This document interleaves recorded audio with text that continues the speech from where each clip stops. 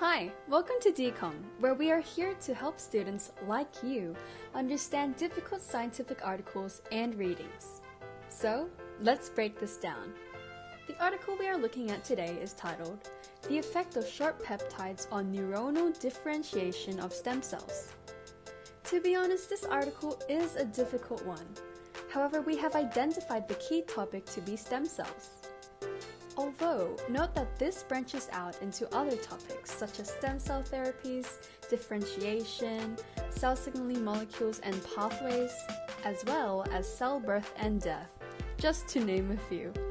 Together, this article explores how these microbiological functions and processes, exclusively stem cell therapy, can help with neurodegenerative disorders. Let's discuss neurodegenerative disorders. To better understand the nature of this disease, we can break down the word. Neuro defines brain and cognitive function, whilst degenerative means the progressive deterioration and decline of function. Therefore, this disorder describes the progressive decline of brain cognitive function. But what causes this? The article pinpoints that this is caused by neuronal death of brain cells. But hey, doesn't this word sound familiar? Neuronal? Ah yes, it's in the title, Neuronal Differentiation of Stem Cells. Therefore, this article explores how these special cells, called stem cells, can undergo cell differentiation, which means a cell can change from one cell type to another.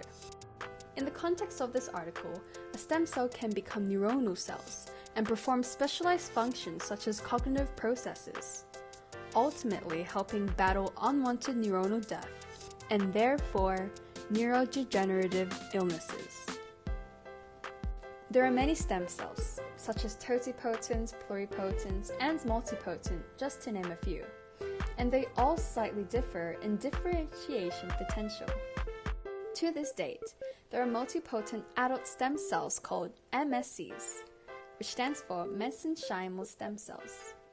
MSCs are multipotent stem cells in adults used to replace dead and functionless cells. However, they have also been proven to treat neurodegenerative disorders through their stimulating actions via neurogenesis and immunomodulatory actions, ultimately helping stimulate neuronal differentiation. What this article does is take the current knowledge and research on MSCs and they add a little bit of spice. The researchers in the article think to themselves and say, instead of MSCs, let's use multipotent stem cells called human periodontal ligament stem cells.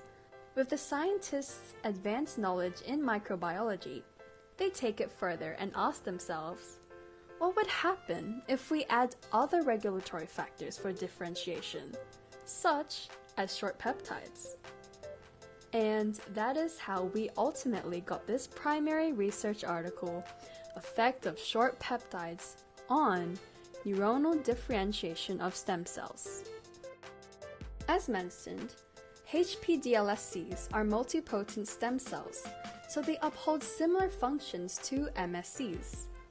In addition, they are also widely used for studying neurological disorders and stem cell differentiation potential. What makes HPDLSCs more promising is that they are easier to manipulate and expand in vitro in a lab environment without risking the life of test patients. Short peptides come into play because they are signaling molecules, which are well known for their regulatory enhancements on cell differentiation. Short peptides consist of amino acids that make up proteins, structural elements of the body that can carry out many functions. From peptide to peptide, they differ in amino acid amount and combinations. This article takes AED, KED, KE, and AEDG peptides and examine them both separately and as a mixture to evaluate their potential to treat neurodegenerative diseases. Together with these functions and theories, the article argues that peptides pose promising results in supplementing neurogenic differentiation, and therefore influencing the future of stem cell therapy as a regenerative treatment in vitro. So, are their theories right? Move on to the next section of the website to discover more.